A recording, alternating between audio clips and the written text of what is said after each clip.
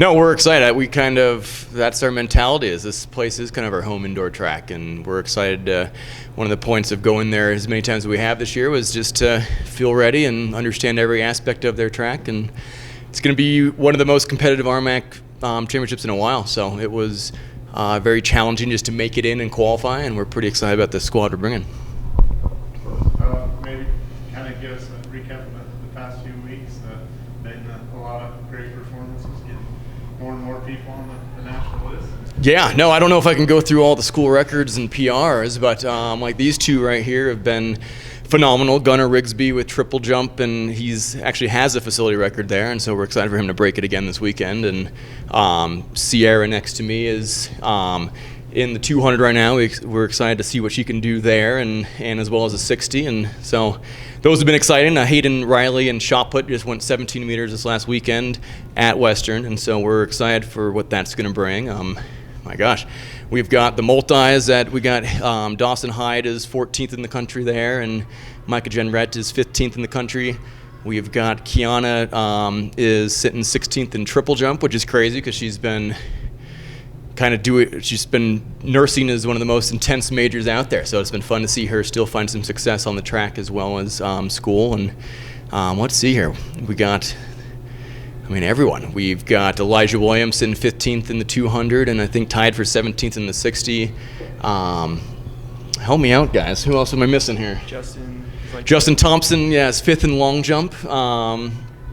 Point for you. Let's see here. But 4x4 for the women is sitting right at like 16th or 17th. And so, no, we're going to this weekend knowing there's a lot of fun, exciting things on the line. And in the past, it's been very top-heavy with the teams, but this year it is even across the board on the men's and women's side. And if we go out there and keep doing what we've been doing, we can do really well. So you're kind of a veteran of the team now, going to nationals, but win the title part of the relay team and place highly individually. Gotten actually after a great conference week, like got to be excited to do it again, right? Yeah, I am excited for indoor and excited to race against like more competitive people and to drop my time for nationals. I'm ready, and I'm ready for the 4x4 as well. We all heard that, so. Gunnar, you didn't have the indoor season last year, but a strong outdoor campaign. What's kind of the biggest difference for you between the two seasons? Yeah, I think it's probably preparation. Like we train all like fall, but outdoor you have 6 months of training under your belt. When indoor you got 3 or 4. So just trying to pick up on some cues and keep it rolling from our training this last winter. So Gunnar, you hit a good national standard early on in indoor. Did that just kind of let you not really relax, but kind of fine-tune some things going into conference? Absolutely. It felt good to get a national mark pretty early in the year. I think it was like the second meet. But like as soon as I did that, I was like, well, I can go farther. And so it's just about improving that mark and competing for a conference championship for sure. So. You're saying you can go down and own Gunnison again? Exactly. Yeah, I would like to keep the facility record for sure. So. Just keep pushing. Exactly. What is it? I mean, with the triple jump, obviously, it's all about you got to hit the board. Yeah. The perfect one. Is that just kind of a repetition? Yeah. Here we go. Yeah. I struggled getting on the board at our last meet in New Mexico, but we've been working a lot these last couple weeks on my approach, and I'm feeling pretty good. And just hopefully I can get on the board and get a good jump this conference meet. Wake up, you two. Thanks.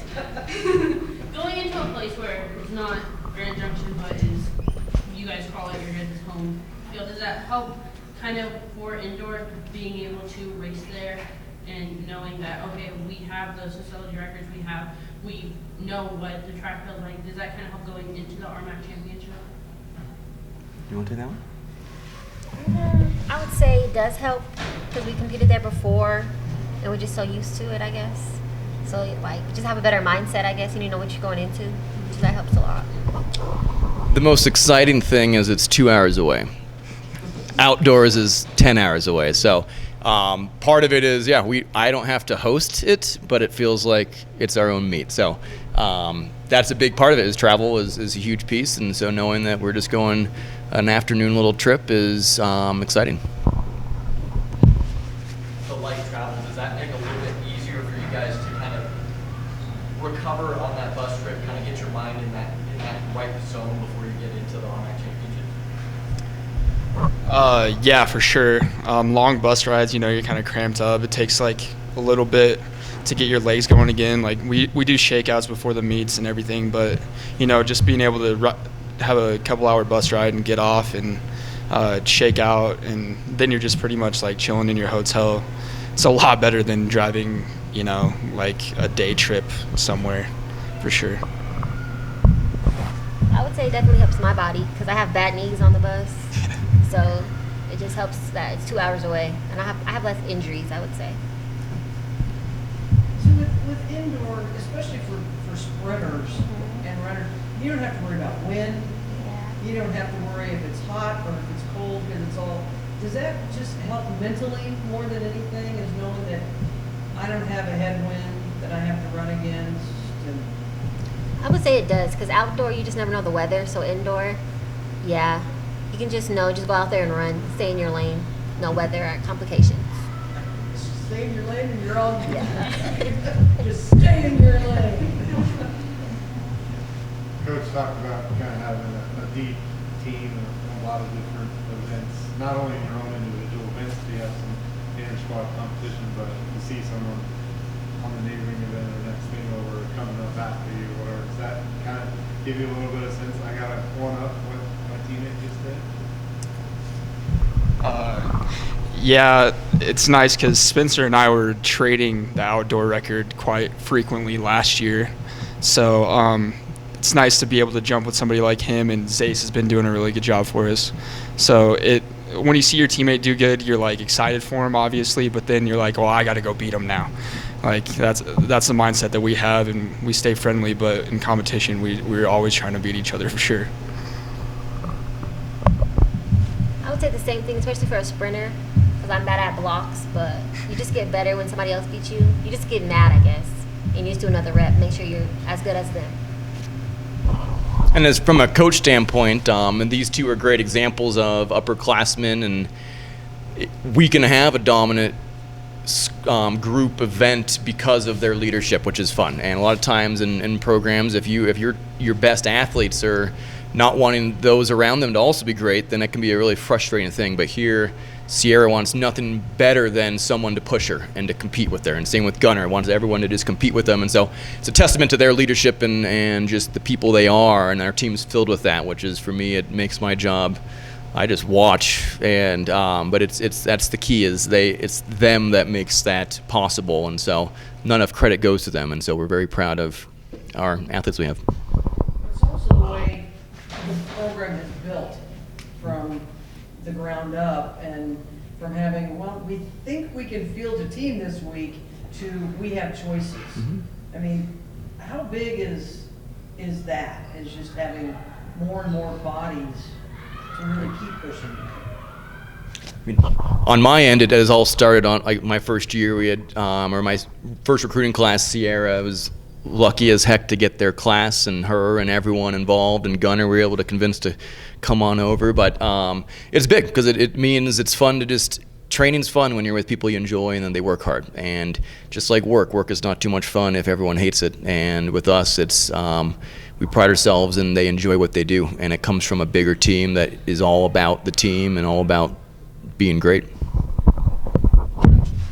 What kind of confidence boost do you get from hearing your coach initially at this say, we're excited to see him go break his other record? Does it just add to that excitement, that confidence going into the championship? Yeah, for sure. I mean, Gamble and Coach Gabe, they instill a lot of confidence in me, and we're excited about marks. We're never really satisfied and happy with it. We always want to keep pushing and keep going farther.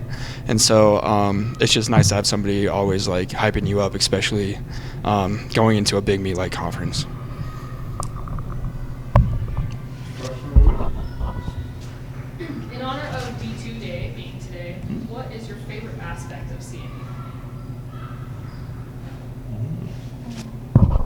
go first. I get to be around these two, so.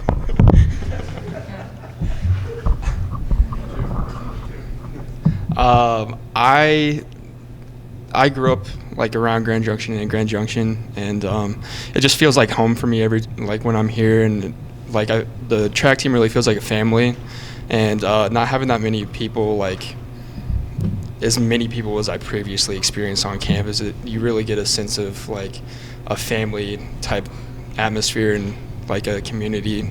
So that's my favorite part about CMU for sure. I would say the campus and my professors. I like my professors a lot.